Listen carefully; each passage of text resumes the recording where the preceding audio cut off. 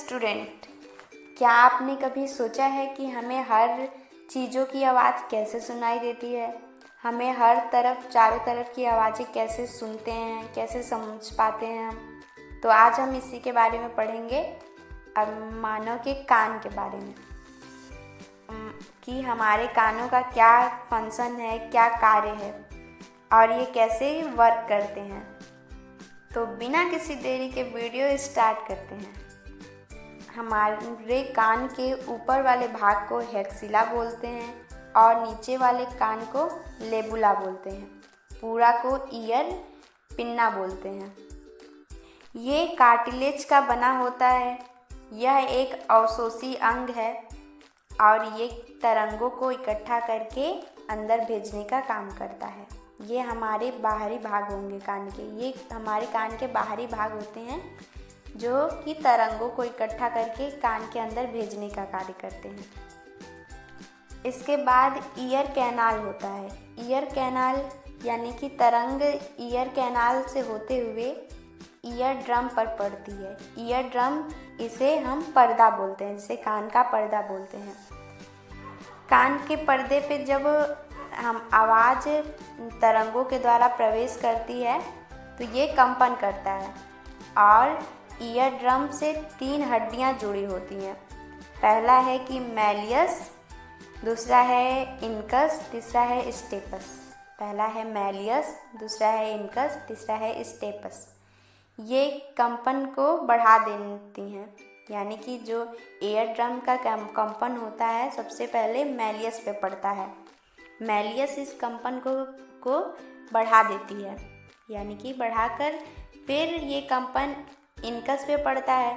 ये कंपन इनकस भी इसको क्या करती है, बढ़ा देती है, इस कंपन को और बढ़ा देती है और फिर यह कंपन स्टेपिस पे पड़ता है। स्टेपिस पे क्या करती है, ये भी कंपन को बढ़ा देती है, यानी कि कंपन को तीव्र कर देती है।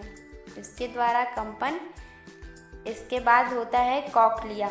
यह हमारे कान का सबसे इनर भाग होता है, जो कि कॉक्लिया होता है।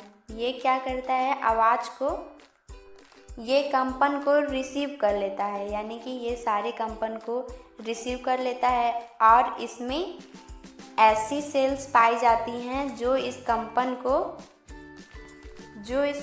को इलेक्ट्रिक सिग्नल में कन्वर्ट कर देती हैं।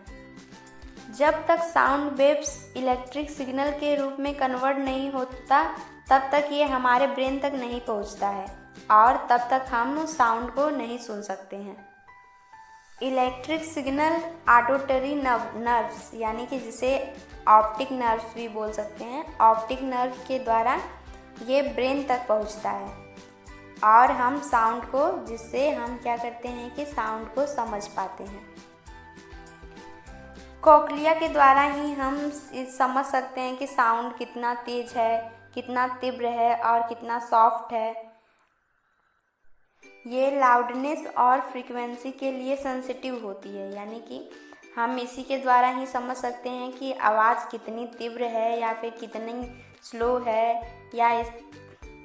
और हम साउंड को समझ पाते हैं। ईयर ड्रम से कान की एक नली हमारे मुख तक आई होती है, जो कि हमारे कान में, यदि आप जो हमारे कान में आए तेज आवाज़ को, तीव्र आवाज़ को क्या करता है कि बैलेंस करने का काम करता है।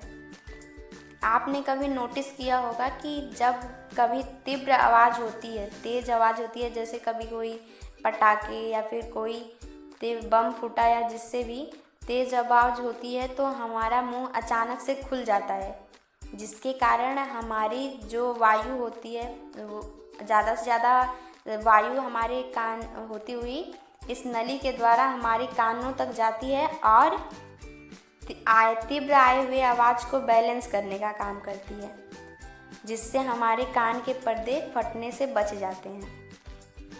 तो एक क्वेश्चन है कि हमारे कानों में कंपन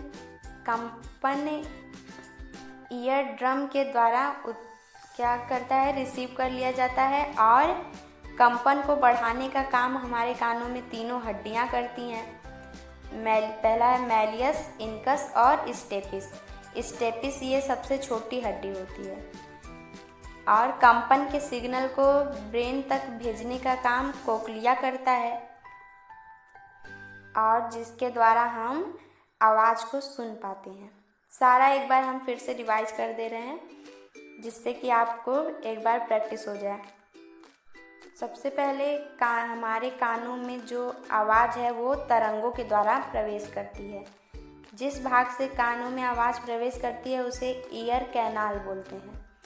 ईयर कैनाल के द्वारा आवाज़ जो वेव्स के रूप, तरंगों के रूप में हमारे कानों में प्रवेश करती है वो ईयर ड्रम यानी कि जिसे बोलते हैं ईयर ड्रम जो होता है उस पे ईयर ड्रम यानी कि पर्दे पर पहुंचता है, कान, जिसे कान का पर्दा बोलते हैं। ये घंटी के आकार का होता है। इससे 3 हड्डियां जुड़ी होती हैं। पहला है मैलियस, दूसरा है इनकस और स्टेपिस। जब ये वेव्स तरंगों के रूप में हमारे कानों में प्रवेश करता है तो ये फिर क्या करती हैं, मैलियस इनको बढ़ाने का काम करती है, मतलब इनकी तीव्रता को बढ़ा देती है, कंपन को। मैलियस इनके कंपन को बढ़ा देती है। फिर इसके बाद इनकस में जाता है, इनकस उस कंपन को और भी तीव्र कर देती है। फिर तीसरा है स्टेपिस के पास जाता है, स्टेपिस इसके कंपन को और तीव्र कर देता है और सारे कंपन को कोक्लिया रिसीव कर लेता है यानी कि ग्रहण कर लेता है और इसमें ऐसे सेल्स प्रेजेंट होते हैं, ऐसे सेल पाए जाते हैं जो तरंगों को इलेक्ट्रिक सिग्नल के रूप में कन्वर्ट कर देते हैं। फिर इसके बाद इसमें ऑप्टिक नर्व शो होती हैं जो ब्रेन की नसें होती हैं। इनके द्वारा हमारा साउंड, इलेक्ट्रिक सिग्नल जो होता है ब्रेन तक पहुंचता है और जिससे हमें सुनाई देता है। इनके ही द्वारा, मतलब कोक्लिया के द्वारा ही हम बता सकते हैं कि साउंड कितनी तेज है, कितनी स्लो है या कैसी है। इनके द्वारा ही हमें पता चलता है। तो आई होप कि आपको ये वीडियो पसंद आई होगी, तो